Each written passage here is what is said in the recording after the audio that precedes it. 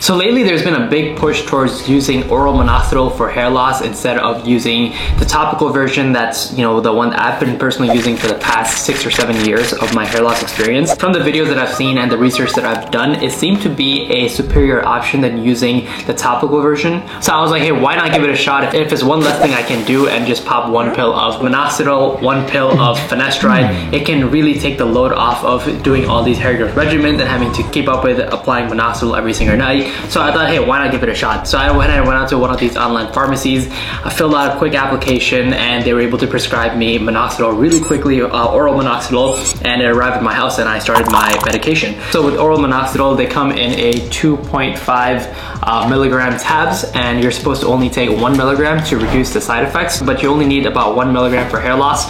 So I decided to get this pill cutter thing from Amazon. It's pretty nice. You can cut the pill up into these little sections, and it's able to, so you're able to dose it properly without having to randomly guess and whatnot. So I ordered and started the treatment immediately just to see what kind of results that we can anticipate. And if I don't have to use the topical version anymore, that would be one less thing to do, right? But if you guys don't know, oral minoxidil is originally back in the 1970s and 80s. It was originally meant to be a blood pressure pill. So if you have high blood pressure, you would just take oral minoxidil up to 5 to 10 milligrams.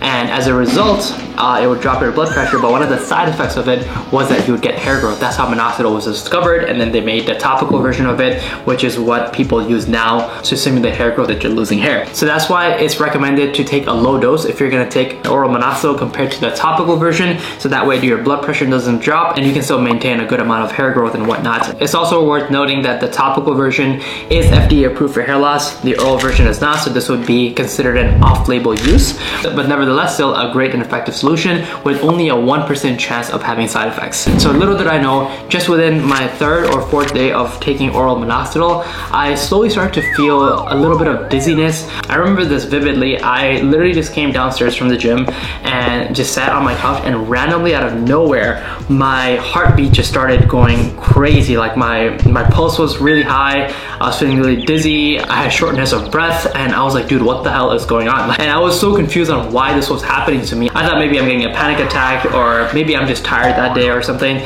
But then it slowly hit me like, hey, I just started this new drug that I'm putting in my system, and that's actually dropping my blood pressure way below its healthy level, and as a result of that, I'm facing these side effects.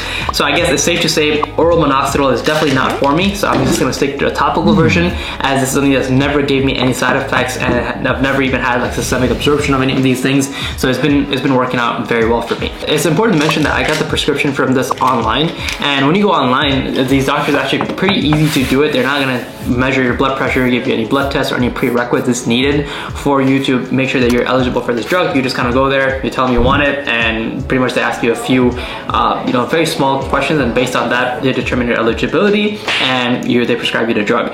It's very easy and convenient, but it also raises a red flag for cause of concerns, or if you're someone who has high blood pressure or you're prone to these kind of conditions or side effects. What I learned, even for my finasteride dose, I just got it done online. In my personal opinion, I think it's still good to go ahead in person and get yourself checked up like that, especially if you think you're gonna be prone to that or you wanna minimize your side effects. Working directly one-on-one with a doctor is going to far decrease your chances of having those side effects, and you can safely get those things prescribed. It can save you from potentially self-experimenting. I would personally recommend, whether if you're thinking of getting oral minoxidil or finasteride, getting your physical, your blood work, and your blood pressure and all those things checked beforehand, so that way you're able to better assist and monitor with a professional. That's going to be good for your hair loss. Now, as a child, I remember having some EKG issues. I don't remember particularly exactly what it was, but I remember going with my parents to get that taken care of, which kind of makes sense why I was having a rapid heartbeat and getting all these crazy side effects from oral minoxidil. I mean, it's just been so long to remember. Luckily now I know, and now I'm going to go back to the doctor to make sure that everything is in check. Again, that just goes to show you everybody is different, everyone has a different reaction, but I'm just gonna go back to our good old Vitafoam Growplex, as well as our Derma Roller over here. These two things have been my staple, and they will be for the many years to come. And if you guys want to check it out, I'll have a link to it in the description below. I hope you guys enjoyed this video, and I'll see you guys in the next one. Peace.